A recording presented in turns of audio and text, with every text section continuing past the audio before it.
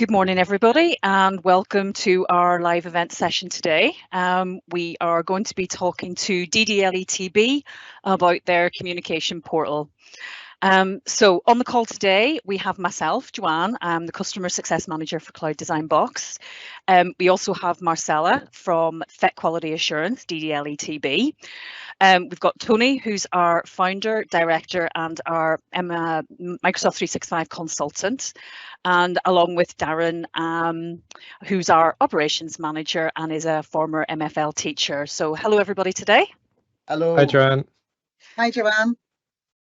Right, so we're just going to introduce quickly Cloud Design Box to you. We are a team of education, SharePoint and team experts, and we support around 350 schools worldwide. And it is the unique features that we add to SharePoint and Teams for education is what we specialise in. So we make that environment easy to use for education. So we have a little questions and answers services today. If you want to drop any questions in, we can pick them up during the session or near the end.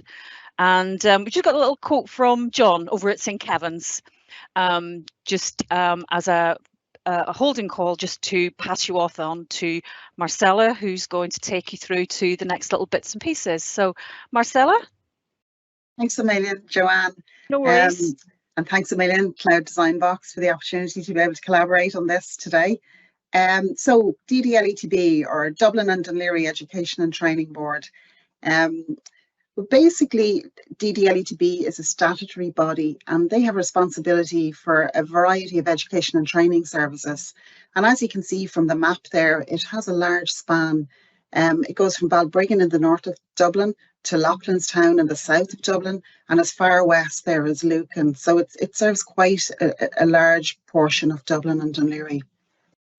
It serves a population of nearly, if we could go back there, Tony, sorry, the population then of 800,000 people and 4,000 staff are employed across all the services and locations. And it delivers education and training to approximately 70,000 learners. And all of that goes on in 650 locations in a network of schools, colleges, centres and outreach and community-based settings. So as you can see, it's quite a large organisation. Thanks, Tony. The services then within that are broken down primarily into 4 different areas. And as you can see from the wheel there, the primary and second level schools there on the top left-hand side. Over to the right of that, we've the further education and training, or FET as we call it for short. I work within the FET QA unit there. And then underneath that, we've the organisation support and development services. So that's all your building, IT, human resources and corporate finance. And then over to the left of that, we've the additional provision and supports which incorporate youth and support development, a lot of the youth services, provision and high support units, cooperation hours, etc. So as you can see, it's quite a portfolio within each area. The DDLETB vision then, when we speak about vision, we're speaking about, actively leading the provision of high quality education and training, putting the learner at the heart of everything that we do, striving to offer learning experiences which respond to the needs of learners of all ages and enable them to reach their potential.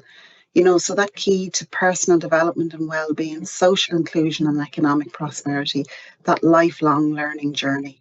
And that's DDLETB's vision. The values then that underpin all of that are quality, collaboration, innovation, professionalism and integrity. When we speak about equality, we're speaking about that fairness, respect, inclusion, in the treatment of all our stakeholders, where diversity is welcomed and valued. When we speak about collaboration and innovation, I mean, this project with Cloud Design Box would really be a great example of that, working in partnership with stakeholders, facilitating the sharing of knowledge, expertise and skills, providing new ideas and responding to change and trying out different approaches. And as I said, that's just, all of that then will be backed by professionalism, integrity, that honesty, transparency, that courtesy, efficiency and excellence. And DDLETB meeting the responsibilities as a provider of lifelong learning in a consistent and ethical fashion. Now, when we see, we looked at the image earlier on of DDLETB, and we could see the large organisation and the span of the organisation. But when we break that down then into the further education and training sector, this map shows all the locations within that. So there are 40 locations. Each of them have their own identity and learner target groups. So we have the Adult Education Service, we have the Further Education Service, we have training centres and youth reach centres. And of the 4,000 staff employed in DDLETB, over 1,000 of those work in DDLETB FET. And when we speak about further education and training, we must mention quality assurance. And, you know, quality assurance, DDLETB is a recognised provider with QQI, and it delivers an extensive suite of QQI awards in line with the QA policies and procedures that are agreed with QQI. Now, as QQI, or Quality Qualifications Ireland, is the state agency responsible for promoting the quality, integrity and reputation of Ireland's further and higher education. It ensures that learners achieve qualifications that are valued nationally and internationally. And I suppose just to give you a little bit of a history, when the VECs amalgamated into the ETBs, DDLETB inherited 4 legacy quality assurance agreements. So one of the main tasks the QA unit are working on now is to develop one common overarching quality assurance system for all the 4 further education and training services. And the QA unit where I work then was established to support the ongoing development of that QA system. And in order to support that system, we must provide reliable access to QA policies, procedures and curriculum documentation for over 800 further education and training teaching staff. So that's a huge priority. So in the past, we had a Google site which was called CloudETB. And that was, you know, it was around for a while, and it basically housed all the QA and curriculum documentation. All the FET users had the same access password. It offered 2 access choices, either editor or reader. It didn't have any ability for secure access. It was a repository to house material. Now, as you can imagine, it had some difficulties. You know, it did the job, but it had some difficulties. I mean, I remember one time there was somebody changed the password and nobody else could get in. So that was a huge problem. So if we were going to be working towards a one overarching QA system, we need to have one place where all our further education and training services can access what they need. So we were very lucky, some of us from DDLETB, to go to BET, the BET show in London in 2020 before the world changed. And we met Cloud Design Box and we had some chats there. I know we met Joanne and we had some really good chats and it was very interesting. And we came back to Dublin and we had some more chats. And in collaboration with Cloud Design Box, a SharePoint site called the QA Hub was developed. And the exciting part about this QA Hub, it now provides tailored secure access for all 4 further education and training services. This multifaceted resource really will support the ongoing development of the DDLETB QA system. It has some really good unique features where authentication reports and governance documentation can be uploaded securely using this QA Hub. Also, important updates and news items, etc., can be added to this hub. It's not just a repository, it's a communication and a collaboration site as well. The QA unit would have their own workspace within the QA hub. We also can provide web links, and those web links, you know, mean that the QA hub is a one-stop shop for all your QA needs. You know, you can access QQI's Q Help, certification dates, the Further Education Support Service, the ETBI Academic Library, all of that can be now accessed through the QA Hub. One thing I really like lately, and it's really come into its own lately, is the calendar feature, where all our dates for our governance groups and maybe course approval committees and QA briefings and all that can be added. But when emails come in inquiring when the next date is for something, we can just send the link back to the appropriate place in the calendar rather than having to root for dates in a file or a folder somewhere. So that's been really handy. So the future of this project, I suppose what's really exciting about it is that the QA Hub can expand and support future QA developments. One of the things we're working on now at the minute is to ensure that the DDLETB QA handbook, policies and publications, etc., are going to be externally available now through the DDLETB website as per QQI requirements. But the beauty about this is that they will be housed in the QA Hub. So that really ensures, you know, strict version control, only one copy of everything. It cuts down on workload, and ensuring that the proper version of everything is available. And then just to say that the QA Hub is only one unique site in the larger DDLETB Connect project. And that's the most exciting part of it all, is it's building up into quite a hub. And I know at the minute we're looking at really getting our teeth into a professional learning and development hub, and with Cloud Design Box support, there's a lot of workflows and a lot of very interesting detail in that site that's going to really make the user experience a lovely user experience and make it very easy for us to manage and support. So hopefully that's the future of DDLETB Connect. Thanks, Marcella. That was a really good overview of DDLETB and sort of the challenges that you guys faced. And we'll come on to a demo in a second.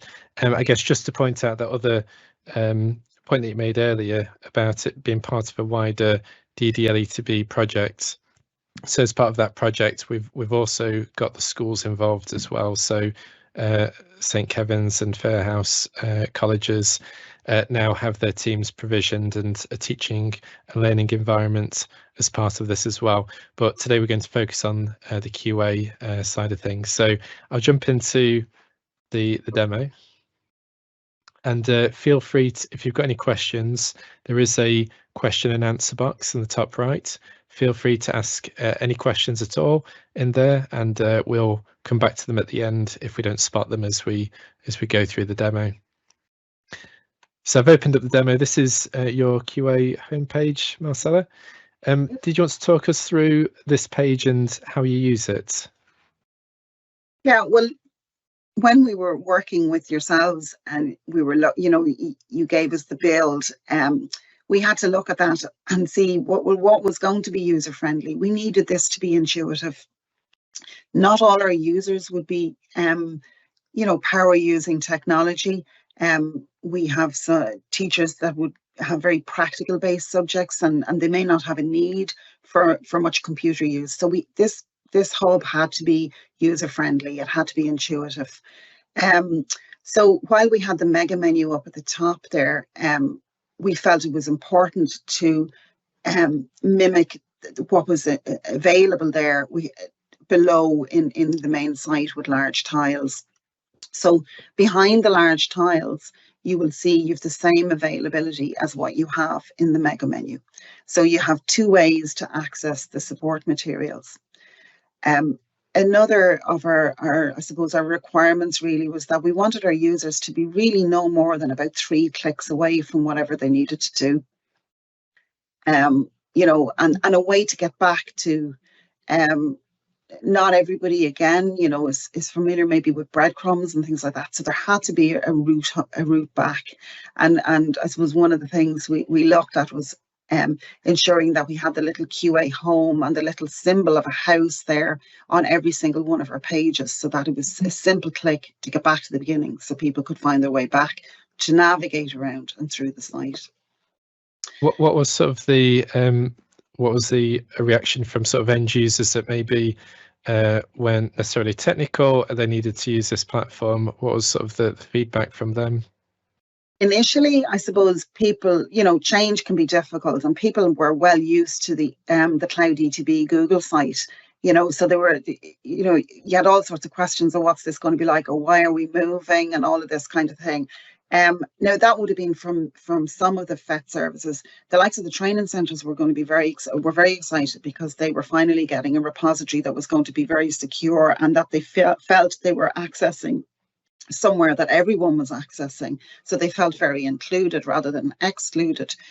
But once we launched the QA Hub, and I suppose I put together some support videos and step-by-step guides, I just used Screencast-O-Matic to use the support videos, and I just went through all the different options. So we sent them out when we were launching, and the feedback was really positive. Intuitive was some of the words that were mentioned. User-friendly. I loved the layout. They loved the simplicity of it. They loved the fact that they could do everything on this site. So they could come in here, see your web links there. They could look for the QQI key certification dates. They click on that. They're going to get the information they need. They could go up then. They could download a module descriptor. They could get their program information, they could get their policies and procedures and assessment guidelines. The QA coordinators in the local centres, they could access all the authentication documentation. They can check when course approvals or meetings and committees are happening, and then that they can come in and upload their authentication and governance documentation. So it's literally they can come in here and do everything. Also, because DDLETB use Microsoft 365, they're logging in with their own unique login and password. They're in their own 365 account, so they're not having to change platforms like they used to have to use the ETB, CloudETB Google account. So that was a huge positive, and that was the feedback that we've received. Sorry, Dan, I'll let you go. I was going to say that the thing that struck me was, with the previous system, the Google system, it was pretty much a read-only experience for most people. Whereas what's different about this is, as well as being able to consume information and get news, and thinking about people like John down at the schools, when they're on their school homepage, they can still see those news items that you're pushing out rolled up into their school home as well, so it goes everywhere with them. But some of your training centres actually upload resources securely through this system as well, so it's got that kind of writable aspect that the Google system didn't. Oh, absolutely, yeah. I mean, the Google system was a repository. People went in there to download a program or a module descriptor or an assessment procedure or whatever. They didn't get their news that way. They didn't get their updates that way. They came in the morning, they opened up their own Microsoft 365, they worked away in that. If they needed something to do with QA, they had to, go into the browser and log into Google and get it that way. Then they had to go, if they wanted information on QQI or certification dates, they had to go back to the browser and look for the QQI information on the QQI site. So it was a lot of, logging in and finding information, and where this way it's all done for them, So even with the QA upload, I don't know whether if you want to click into that, Tony. I mean, you can see people can come in here, they can download a QA template. Now, not everybody will see all of this as well, depending on what they've permissions for, but you can download a QA template there. You can go in and download an internal verification report, for example. You can complete it, and then you can go into the upload section and actually upload the document. You don't have to leave the site to do anything else. It's a one-stop shop. When you upload your governance or documentation or your authentication reports, they're uploaded securely. So they go into an attachments folder, and only the QA unit can access them there. You can't see them once you've sent them, and no other centre will be able to see what you've sent, or you won't be able to see anybody else's. And we get a notification then into the quality email then when an authentication or a governance report has been uploaded. So we can go into the attachment folder then and archive them then appropriately. And they're very well labelled and tagged when they're in there. Because when you're uploading, say, an authentication report, you know, you have to choose your centre. You have to choose your, you know, and then you have to choose your report type. So when it goes into the attachments folder, it's very well labelled, you know, that we can see exactly what centre has sent in and exactly what they have sent. They also have the option to add more than one attachment there. You know, if it's a centre that are sending in a lot of reports. And again, it's very quick. I'm told the feedback on that is really good. Guys, I'm told it's very quick. There's no lag at all. In terms of, I guess, that people watching the technical setup of this is we've used some SharePoint lists and some workflows so that you can only see or you can only send out your report initially, and then it disappears, and then only the relevant people with the right authority can then go in and view that document. So this is a quick sample report that I'm putting in for this adult education centre. Click save.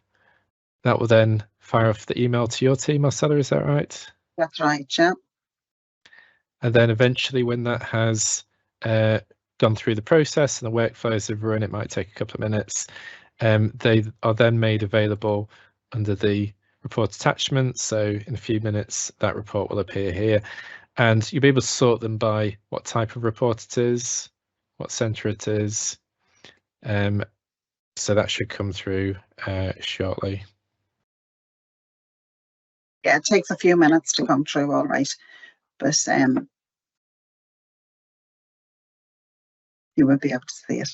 What was the process that you had before the system, Marcella? How did you sort of gather the reports before? They were, all the centres emailed them in to our quality email address and sent them in as attachments. So whoever was monitoring the quality email, whichever one of us was monitoring that, we would archive them from there. You know, there was a job to it. We needed to mind. It was easy for them to go astray. You know, sometimes if you were busy minding more than one email address and emails come in, it can look like something was read and dealt with, and maybe it wasn't. You know, so there was a little bit, yeah, there was work to it. You know, where this way, you know, centres know they're uploaded, and even if we miss the email, the attachments are sitting there in that folder. So it's very secure. It's much more helpful. That's the other thing with emails, of course, isn't it? Is, you know, once you create an email and you attach a secure document to it, you know, the document that may have some content in that's important and perhaps personal. It's so easy to accidentally send that to the wrong person. You know, yes. If you've got 17 people called John or 23 people called Dave, then it is quite easy just to send it to the wrong person. And then, of course, you've got a whole data protection headache because of that. Whereas with this, you can't go wrong because you're definitely uploading it into the correct place. Yes, absolutely. And I mean, the worst mistake you could make maybe is to choose the wrong centre when you're uploading it, or choose the wrong report type, but it's still going to be sent in. And I suppose when we get it and open it, then we can figure it out. But it hasn't gone, as you said, to the wrong person, you know. And especially with the likes of governance documentation, you know, there would be sensitive data on that. Yeah. Yeah, it would be definitely needed. And, you know, EA reports would be sensitive, you know. And generally, you know, people receive the feedback that relates to them. They wouldn't receive feedback for everybody else, you know. So they would have that degree of sensitivity to them. But you can see the report there now, and it's very clear the type and the location that it's come from. And if you had quite a big list here, you could always filter these as well. And we did have a huge list in there. before the webinar, so I just cleaned it out. One of the other things as well, because there's 4 of us in the QA unit and we all support different services within the further education and training. So I can let one of my colleagues know, if I go in, I can let my colleagues know, say for example, oh, there's a pilot training centre reports have come in there, because one of our roles is we analyse those reports, and the information from that goes towards our quality improvement plans, our yearly quality improvement plans. And again, you know, the redacted information from those reports would get sent up to our governance system, up to our quality council. So I can let my colleagues know that there's, you know, there's 6 training centre reports there, or there's 5 FE reports or whatever, so they know that they're coming into. So it's a really nice way of keeping track of things, you know. And in terms of the calendar that you mentioned earlier, so I can see you've got a link to your QA calendar on here. What do you use this for, and how is this sort of beneficial? Well, the QA, there can be quite a number of QA dates for the year, you know, and they're generally given out at the start of the academic year. And because of our governance structure, you know, we'd have quality council meeting dates, we'd have programme committee meeting dates, we'd of course approval committee meeting dates, and we'd also have QA briefings and other bits and bobs. I mean, at the minute we're in the middle of the QQI inaugural review, so there's been quite a lot of dates, you know, having to be given out to people for all those meetings and steering groups and different other gatherings that have taken place. So usually all of that would be sent out at the beginning of the academic year, and then with reminders then during the year as it come up nearer the time. But for things like, say, the course approvals, where centres would have to complete their governance documentation, they'd need to know those dates, so they'd have their governance documentation in on time, like for, you know, to get ready for that approval process. So we'd often get a barrage of emails into the quality email address asking us when's the next course approval date, or when's the next date for this, that or the other. So, you know, you'd obviously have on your desktop, you'd have the list of those dates and you'd keep them handy, and we'd used to respond by email and let people know. But this way, it's just so much easier, because all you do is reply back with a link to the calendar, you know, and people now less emails already have started coming in, because people are now going to the calendar to check for their dates. So that's made a huge difference, you know. Great. And how are you using news to sort of get QA information out there? Because as Darren said earlier, these news items, each department in DDLETB has their own site, and including the schools with, you know, potentially students and teachers in. How do you make sure that sort of your QA news items go out to the right people? Well, as I said, this is excellent. Again, we do send out emails, of course, with updates and things like that, but having the ability to be able to pop them into the QA news is great, because everybody gets an email as soon as we do that. And the way the permissions are set up in the QA hub, it means that it's only further education and training staff that receive those emails. So it's not all the other DDLETB Connect sites. So, like for example, there the other day I had to update the information there in the ETB FET Digital Library updates, because there's new availability for academic videos. So I updated that news there the other day, and everybody got an email about that. Even though an email did go out with a lot of information in it, the email that went out from the QA hub was, there's an update, news update to do with FET Digital Library. So it was it's neater for some reason. People just get the prompt, and then they know they can check the hub then for the information when they need it. So they don't have to be kind of flagging emails or saving emails into folders with information. They know that they can come in then to the QA hub and find that information. And also then that they can access the ETBI library then from the QA hub as well, which is a great feature. Great. So I think, so I was just going to say, Tony, thinking about the people in the individual training centres and the schools. So, you know, like the folks in St. Kevin's at the moment, they can basically stay on their school homepage. They don't need to come here necessarily to see the news items or even check their email, because it gets kind of rolled across and rolled up and rolled down.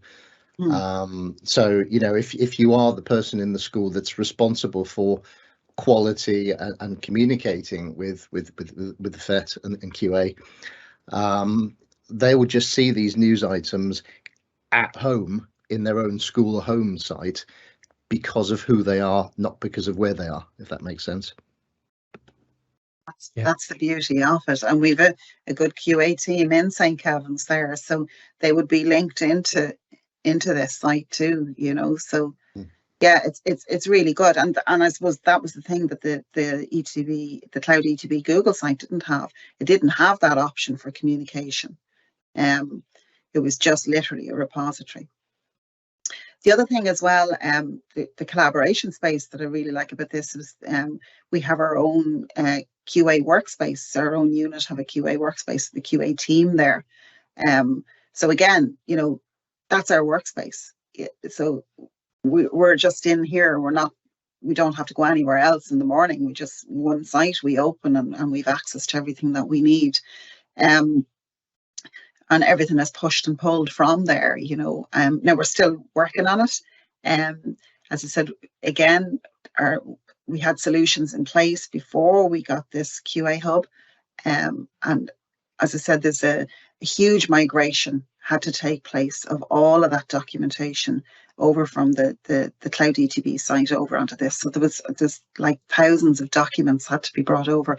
But again, it was very, very easy. And it was literally a matter of just moving them. You know, it was time consuming, but there was nothing difficult about it. And now, like, it's so simple to move things around because we're working within the one space all the time. So Marcella, your QA team, they've got their own secure space where they can work on documents which isn't available to all the other QA people inside the individual schools. Yeah. And that's the thing. I mean, we're looking at an editor's version of the QA hub here today. I mean, if I was working in a youth reach centre or a further education college, I would not be able to see that training centre assessments there up in the mega menu. I would not be able to see that site at all, because only identified people, just at the end of that, Tony, there's the training centre assessments there. Only people in training centres that are identified to be allowed access to that folder have access to it. So the rest of further education and training don't even see that when they come in. They wouldn't see our QA team then, obviously, as well, because that's our private workspace. So, you know, this was that layer of security, that tailored security was really one of the first reasons why we needed to look at something like this. It's very important, and I suppose anyone watching this will know from the training centres will know that it's very important that the training centre assessments are kept very secure, because that's where the assessment material is kept. But there was never an option for them to share a space with the rest of further education and training before in DDL. So this is really good, and then they have access to the same information as everybody else. So we're not doubling up on that provision of information. So the way that this has been set up for people watching is, although this looks like one site, it wouldn't be secure to keep everything in the same site. So we have this mega menu across the top with links to the different sites, and these are security trims, so you can only see the sites that you have access to. But these sites are actually separate, what we call site collections, which means that all the permissions are kept completely secure and separate from the main hub that you go to. So it does mean that there's no chance that anybody visiting the QA home site can see the QA team unless they're a member of that team, and the same for the training centre assessments as well. And that's all controlled by the DDLETB IT admins and also the head of QA as well. In terms of publishing resources, Marcella, has that been more useful having these central than again having to email out resources or have the link on the Google sites? Yeah, I mean, people, as I said, well, they were used to going into the Google site and downloading or checking what they needed there. So they were used to that. So we did try and keep the layout a little bit similar. You know, we filed them under the levels, and as you can see there, QQI level 2 up to level 6 there. And we kept, you know, the QA resources filed very similarly as well. So yeah, look, the feedback is that because we kept it similar enough in the layout, people knew where to go to look for things, but they just found it so much easier. The smart search function as well within SharePoint is so valuable. And I suppose when I was making the support videos, I came across something that I hadn't realized before, that if I was to, so when we're looking at module descriptors or program descriptors, we use codes as well as names. So if I put the code of a module descriptor into the search function, it not only gives me that module descriptor, but it will give me all the program descriptors and module descriptors that have that module code within them. So for example, if I was planning a program or a course, and I wanted to see where a module was situated within a program descriptor, I just have to put that module code into the search function and it will give me that information, instead of having to search through each one of those programs to see where that module is available. So for things like that, it's hugely beneficial, and again, cuts down on so much time. Great. We've had a quick question in. Well done, Marcella. Who maintains the site? Who looks after this site? So the IT department, the DDLETB IT department, look after the permissions, and I basically look after the upkeep of the QA hub. Now, initially, as I said, it was a big job. We had to bring over an awful lot of documentation, thousands of documentation. And I had a busy summer, put it that way. But now that it's all organised, it's so simple. But I will say here, Cloudbox Design, you know, have to be thanked for me saying that's now so simple, because they took me through a very intensive training program to help me and get me set up, so I had the skills to be able to look after this site. But it's, once you know it, it's so intuitive, and it is the same process for editing. You know, it's so easy to do, and there's so many prompts as you go through it. But I look after it. As I said, sometimes there might be little glitches with the permissions, just getting people up and running initially to make sure people were in the right, associated with the right schools. But the IT department had a real good handle on that. So there was only just a couple of little glitches, and once people notified us that they couldn't, there was a member of staff maybe that couldn't get on here or there, and we'd notify the IT department, and all of that would be sorted very quickly. The news items, you know, as the emails come in with those news items, they're nearly written for you. You may just have to just tidy them up a little bit and then just create a news item. You'll have it done in seconds. It's really very easy to keep. And I guess the process we went through when we set this up was we worked with Marcella and her team to create the structure. The IT team then look after the permissions that we initially set up for them, so they can add people to groups and give people access to the site. And then Marcella's job was to add the content, so upload the resources and the documents from whatever system she used previously into this one. And depending where I guess your documents are now, that can be fairly straightforward or quite a long process. So moving from Google Docs, there's no easy way except for downloading the documents and uploading them. Some people might be using on-premise file shares, in which there's some nice free tools you can get to migrate documents, but it's always good to have a bit of a clear out and to make sure that you're uploading relevant documents as well when you do that. Yeah, it's a good opportunity, isn't it? Just to echo what Marcella was saying about the IT team at DDLETB, they worked really closely with us, and they were great.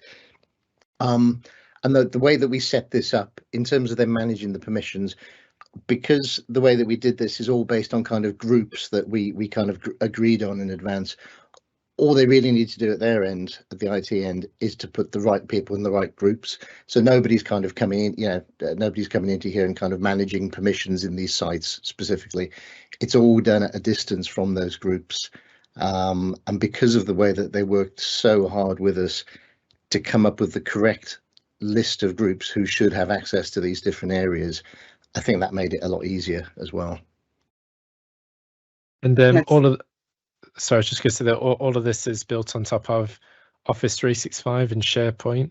So you probably already have SharePoint if your ETB's using Microsoft 365. It's all free as part of your licensing. We've just come in here and helped set it up and provision it. The actual solution itself and the software and all the documents are hosted in Microsoft, which belongs to the organization as you move forwards with it.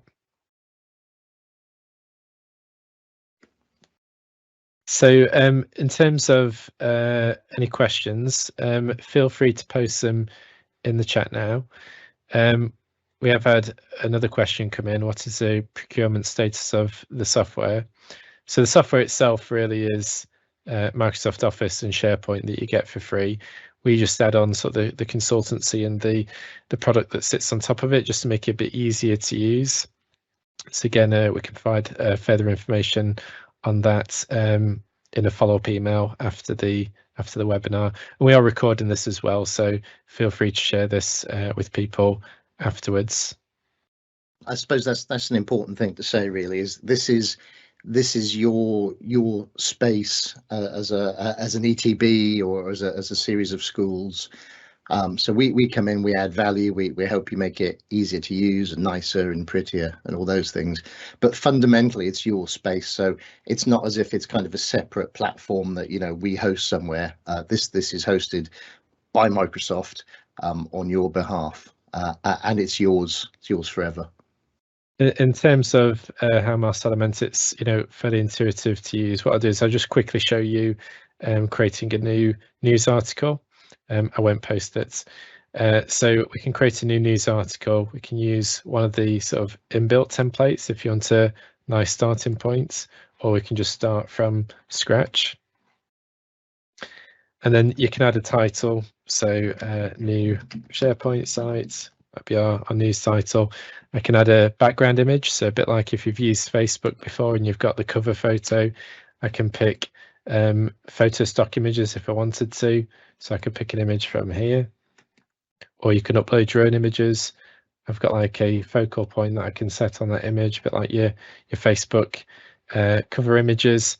And then you can add in different sections and layouts. So a bit like if you're making a newspaper or a website, I can choose the different layouts, and this all works on mobile devices as well. So whatever you create here, it automatically works on your mobile devices and in the SharePoint app as well. So you can create your different layouts, and then you can just click the plus button and add any of the web parts and content that you want to add, whether it's a button, whether it's one of those big hero images, whether it's just some text that you just type straight into it. It's just really easy to use, and then you click the post news button and everybody gets sent out that news item. So it is really straightforward to use. Once you've had a bit of training and you're fairly confident with it, you should be able to run away. And that's how you create all the pages, not news items, but any page inside SharePoint. So it's just about making sure you get that structure set up well, all the permissions are set up beforehand. So we will send out a recording of this after the session. We just had that question come in. We'll send that out to everybody afterwards in a few hours. When we've got that recording ready, we'll send that out with all the contact details on there as well. So I'll just share our contact details. So if you did want to get in touch with us, you can send us a message on the website. There's also some nice blog posts on there and free guides and tips on there as well under resources. We've got the email address if you want to drop us an email, or you can even ring us up and speak to Joanne and have a chat. If you've got your camera phone, if you point your camera to any of these QR codes, it'll take you to Twitter page. Again, lots of tips and guides, information that we post out on Twitter. The newsletter, that's a monthly email where we send you all the latest emails, new features, guides, etc. from the previous month. And then the YouTube channel, again, lots of really good free resources on there. Definitely recommend having a look at that. And then we've also got a Facebook community group as well for remote educators who want to share best practices. So I think that's it from the questions. If you do think of anything else, feel free to get in touch with us. Thank you very much, Marcella, for giving us such a great presentation and talking us through how you use the system. You're very welcome, Tony, and thanks a million, guys. And just to say, it's been an absolute pleasure working with you. The attention to detail, the professionalism, your customer service has all been amazing, and not just the three of you, but your IT or your support services as well. It's been really a lovely experience to work with you, and I look forward to our future projects together. Thanks, Marcella. We'll definitely pass that feedback onto the team as well. So thanks for that. And thank you, Joanne and Darren, for hosting the event. Like I say, feel free to get in touch with us. We'll send out an email to follow up afterwards. And thank you for joining us today.